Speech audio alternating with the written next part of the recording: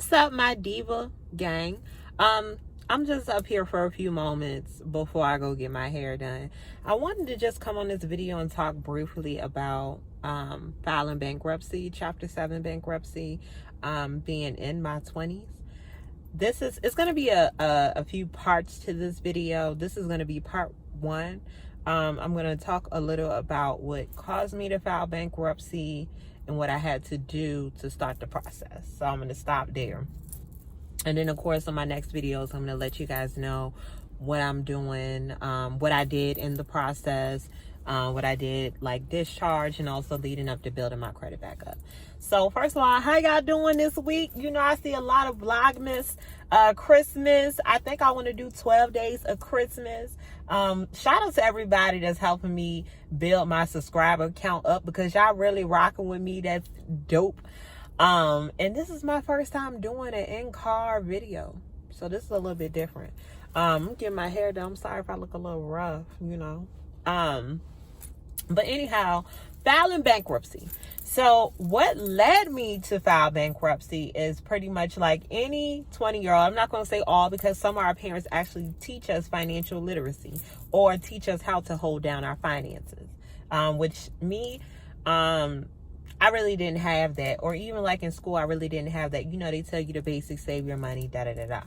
But I was your average 20-year-old that, you know, was working a job that made pretty good money. I don't have any kids, so I wasn't doing the right things. And I will say also playing a part in my financial issue came from helping other people that end up hitting my credit.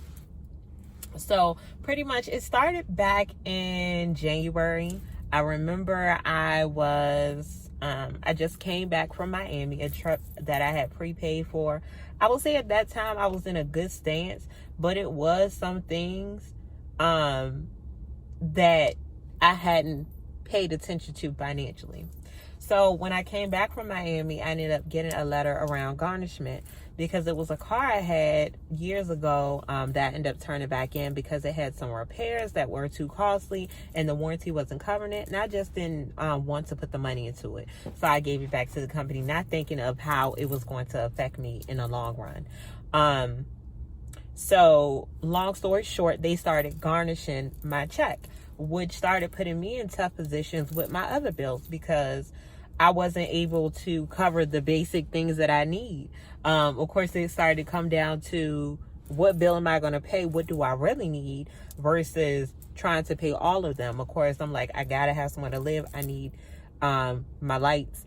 I need my transportation. I need my phone, you know. And it started getting rocky because some things started going past due. Some things were, you know, having cutoff notices. And I'm not ashamed to say that, because I hadn't been in that position before. It always seems like I did have money. And it, of course, all of us fall short. And it was sometimes where I didn't have that much money some days, of course. But I always knew I was going to get it right back, because I was making a substantial amount of money. But things that I had to do, I decided to start roommating. I gave up my apartment. I just started consolidating on things. I stopped paying on some things, you know, because I just couldn't afford it. So I started doing my research around Chapter 7 bankruptcy,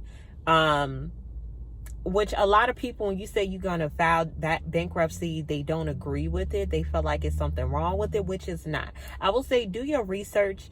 I will point out the things that may make you want to file bankruptcy. If you're in a garnishment and it seems like things are snowballing and coming one thing after another, and you're almost barely not able to survive, I will say file bankruptcy, Chapter 7.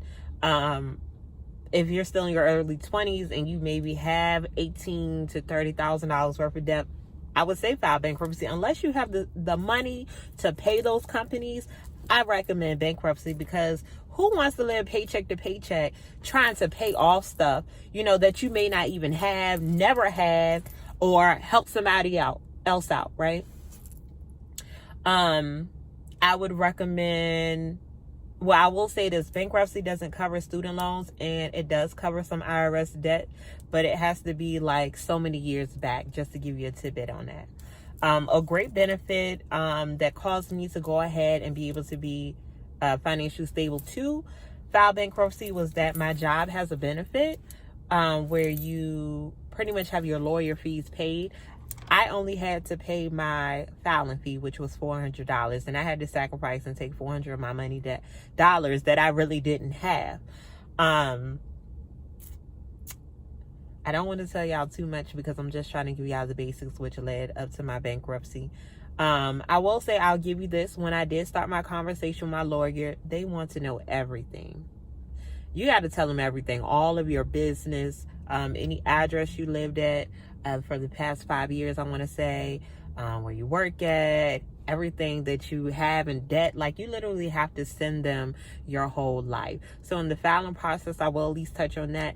I did have to give them all of my information, my bank accounts, any debit cards, any prepaid card information I had to tell them.